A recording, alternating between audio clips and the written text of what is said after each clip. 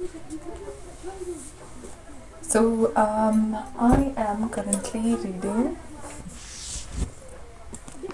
Anna Karenina, I know, and have made a lot of progress with this, and I'm loving it, of course. And this morning I sat for around 2 hours, and a lot of things I'm loving about this book. Levin, I don't know if it's a spoiler, but anyways, no one's watching the video.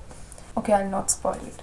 So when Levin comes to his estate, and he goes around about his fields and his estate in the countryside, how well Tolstoy describes uh, it all, the meadows, the fields, the Levin's house. It's so beautiful, I love it.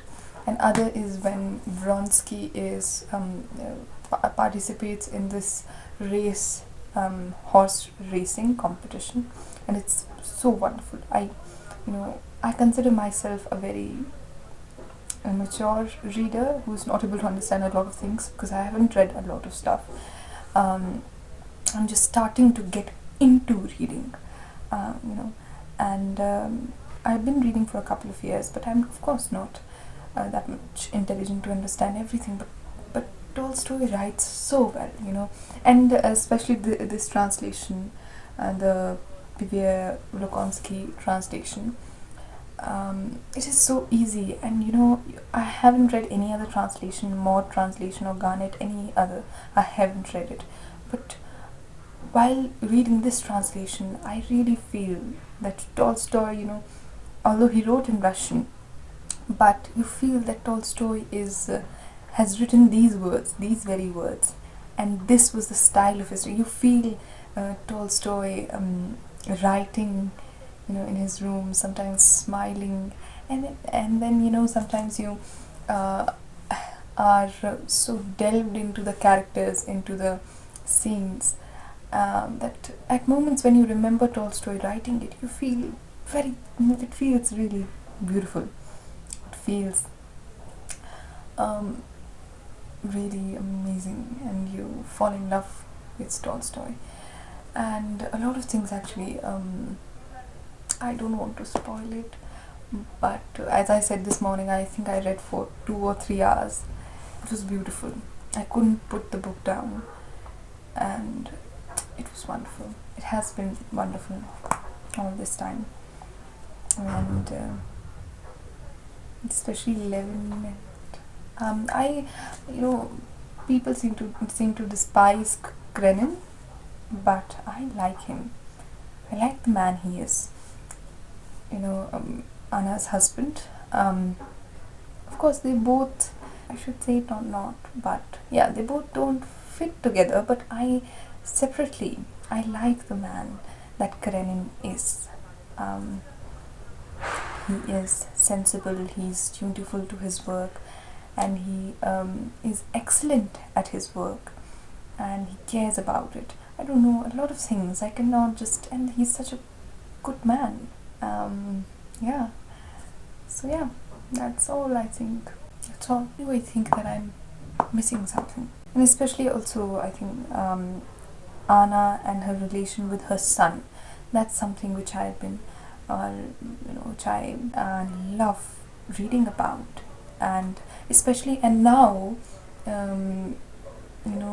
Vronsky and Anna's relation and their love, I'm able to understand it more deeply, and I'm getting more concerned about it.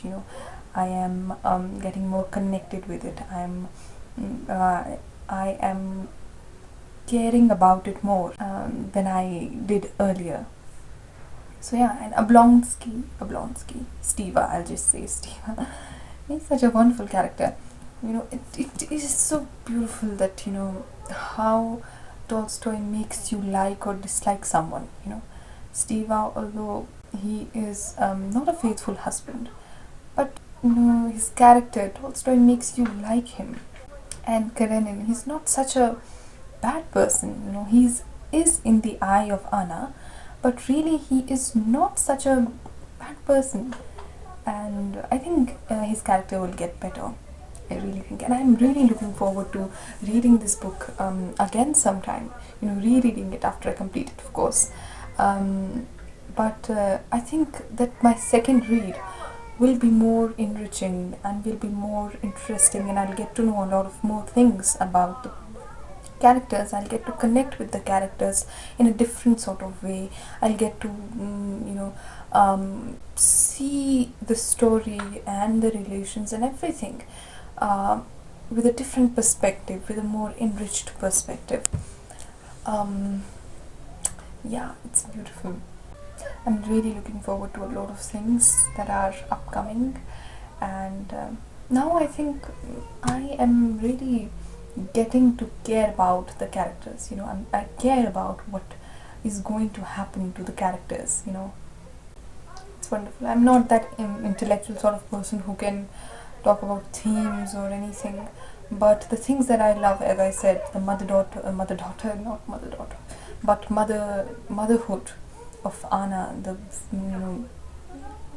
what she has, the motherly nature of Anna. And as I said, I'm caring more about Vronsky and Anna's relations, and about Levin, and how Levin is such a beautiful character. Of course, he's such a wonderful person character. Tolstoy makes you think that these are real people. He makes you think that these were the people who lived in that period, Russia, and they did all those things. It's really wonderful to be able to dive into some other people's life, and when it's so beautifully written, so deeply, so amazingly written, then the pleasure is all, it doubles, it triples. So I'm loving this, and I think I'm no longer having that anxiety of completing the book. I'm just loving it. I'm just loving reading it, and I want to read more and more of it. I want to reread it after I complete it, and then reread. So yeah, that's wonderful. So that's what I wanted to talk about. I'm still figuring if I should start War and Peace, because I really want to. I'll take this one slow, I think. I'll not put any what is the word, deadlines on the book. If someone's watching accidentally and someone happens to read these two books, tell me if I should start War and Peace or not. I know that no one's going to tell, but still, I'd love to clear all this out. And as I made this earlier video about all the different books that I want to read, I want to read them too.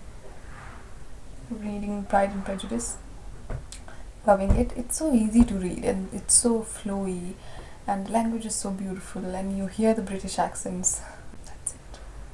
Bye. Have a great